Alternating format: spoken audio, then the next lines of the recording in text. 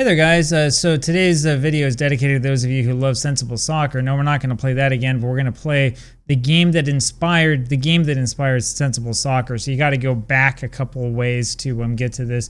I'll just go ahead and show this to you. So there it is right here. This is Tehkan World Cup. Just so you know, Tehkan later became Tecmo.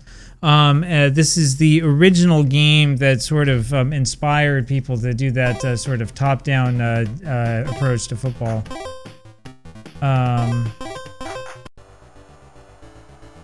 Yeah, this is what we want to do. So just so you know, like half of this is going to end up being like upside down. Boy, that was the wrong button to push. And the reason why it's upside down is because this was designed to be in one of those sit-down arcade cabinets. In other words, the idea behind this was that you were going to I'm trying to talk at the same time that I try to remember how to play this game. The idea is that you'd basically sit down, and so your opponent would sit across from you. And so that's the reason why when you look, it says like "com" in red, you know, on the side, so you can both see it. And there's sort of like the time listing and stuff like that. I don't know that I can actually add in more money. Apparently, I can't. To get more time out of this, so we'll mess around with this a little bit, see what we can figure out. This is a little bit more difficult than last time I played it. And you can see here in this game that occasionally you actually do control the keeper.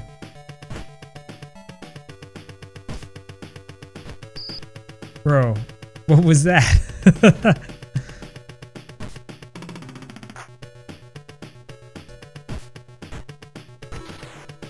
Anyway, but yeah, this was it was a top-down type game, and it's set up sort of like, if you ever played Centipede or Millipede, it's the same type of idea. It was that was the same sort of like arcade board that they used originally. And you'll notice that a lot of things like, you know, the control of your player and stuff like that, that's all determined basically automatically. I don't know, were you only able to play a minute and a half? I put in like about $2 worth of quarters, assuming you're playing the US version of this game. So I don't know. I don't know what's going on with it. Well, in a second, once this is done, once it kicks this out, I'll go through and we'll take a look and see if we can figure out what's going on.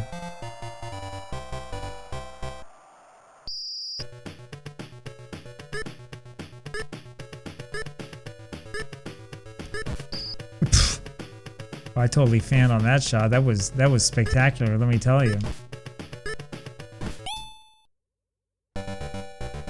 Game over. So much for that. Can I keep going?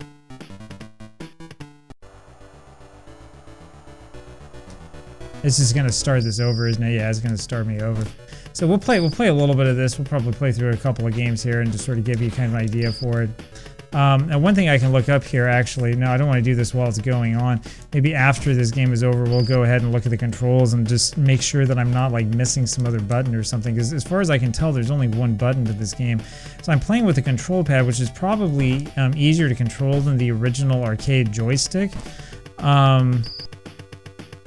Anyway, you see that like shaking of the screen and stuff like that.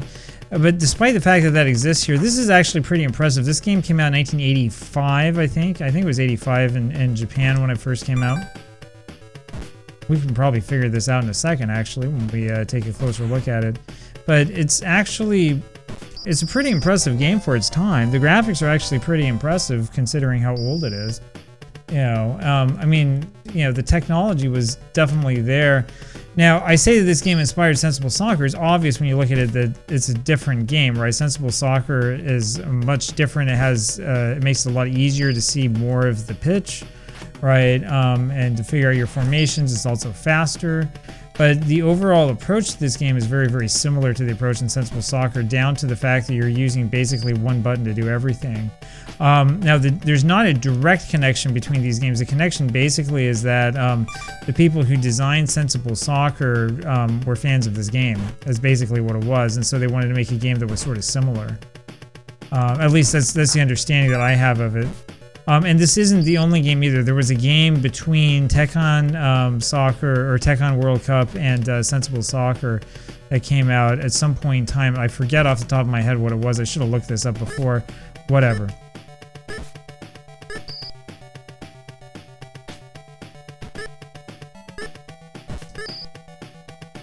Anyway, so there you have this. In other channel news, I still have not pushed myself all the way through the off season for bobbing it in FM 17, so that's still pending. I'm not sure what my guy did there. It looked like he got totally sprawled out by that pass, so whatever. But we scored a goal anyway.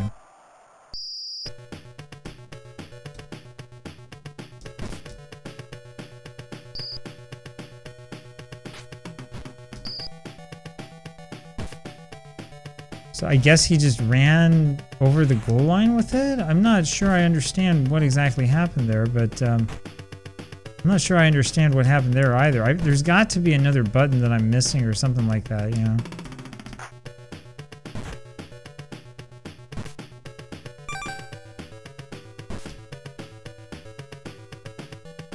Might also depend on how quickly or how firmly or whatever I push the button. I don't know, something like that.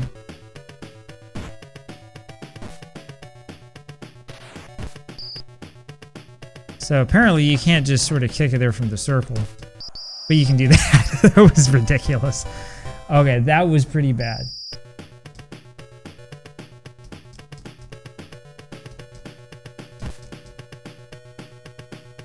Anyway, that's all good. Unfortunately, I've been wanting this weekend to get more done with the FM 17, and it ended up not happening. And it's not necessarily out of like a lack of desire to get it done. It's mostly just the fact that I've been running around a lot this weekend, and a little bit more of that is coming up.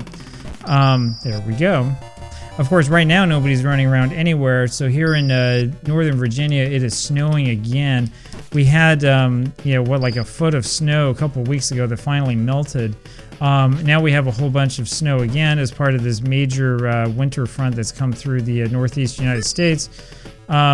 Fortunately for us, it's not going to be that bad, and it's not going to stick for that long. The weather's going to be actually pretty warm coming up here pretty soon. But the nice thing is I'll be able to get all sorts of, you know, stay-at-home stuff done. But the bad thing is that it's going to be pretty miserable outside, so it won't be fun when it comes to like walking the dog and stuff like that. This game, by the way, if you can, you know, beat the computer, actually it's pretty generous with its money, right? Like, you can play this game for quite some time with the money that you put in. Put in a total of 1 coin. But let me know if you played this game back in the good old days. I think that this game did come out in the United States. I know that it came out in Europe, and I know that, of course, it was in Japan first. And like I said, I'm pretty sure it came out in 1985. I'm about like 99% sure about that right now.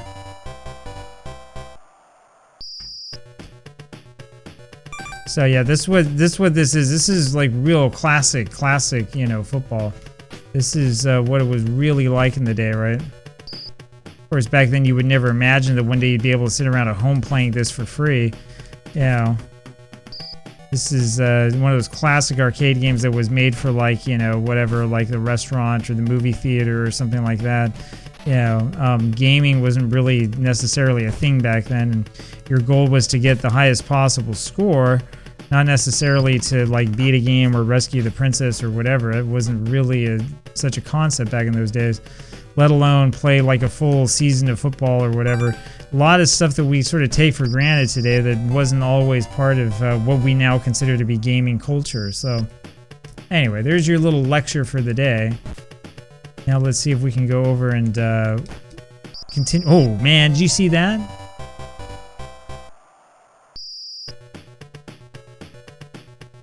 Wow, we got a lot of highlights here, man. A lot of stuff to talk about.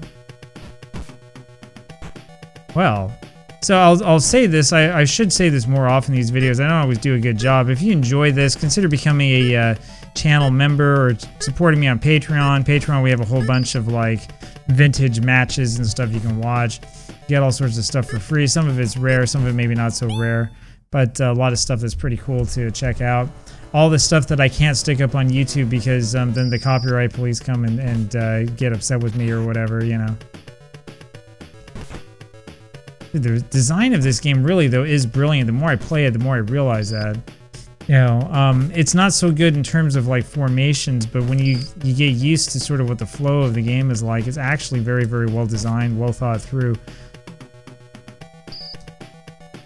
The only problem, of course, are the guys who are running way out of bounds, but it's all right.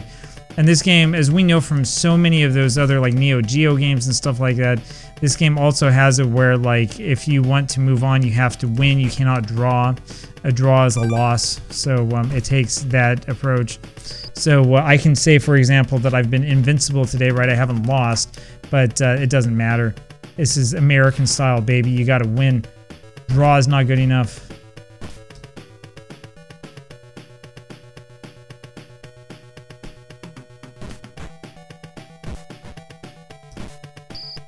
Yeah, well, so much for that. The opponents are supposed to be better. So the team that we just beat, I'm pretty sure was supposed to beat Brazil. I'll tell you, the other problem I have with this game is that sometimes you end up controlling your keeper all of a sudden, and you're like, why? Why am I controlling him? You didn't warn me. Like, if I had known, I would have done something different, but I didn't know.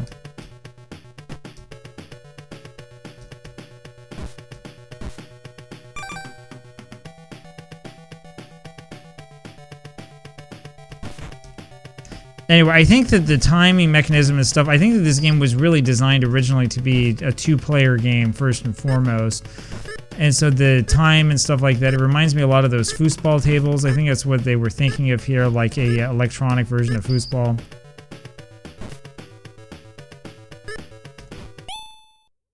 And we lose.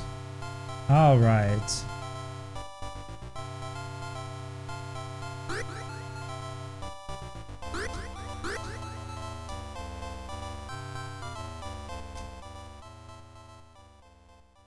Well, we've got to be number one, right? Okay, so what we'll look at here, I don't know if I'm actually going to play it again or not. I'm just interested in checking out what else we have here. So yeah, it's supposed to be a trackball, actually. You can see I've been using this control pad, and yeah, there's only a button one. So you're supposed to have I guess the X analog and Y analog trackball settings and stuff like that. So anyway, pretty cool stuff. And yeah, it's really just start, put in a coin, or do it that way. You can play with the mouse too if you want when you're playing the emulated version. So there you go. That's Tehkan World Cup. It's definitely a forgotten classic. Not a lot of people talk about this game, even though it was actually quite influential. Like I said, this is the game that inspired the game that then became Sensible Soccer. So anyway, that is what this game is like and what it looks like. It's a lot of fun to play. If you haven't played it yet, you should play it and give it a try. You might do better than me. That was actually my second time playing it, and you know, it's not as hard as you might think. It'd be really cool to find one of these you know, machines and have it like sitting in your living room or something like that. But you know, barring that, there's always emulation. That's the way to go. So anyway, there you have it. I'm hoping you're having a great evening, and I'll talk to you later. Bye-bye.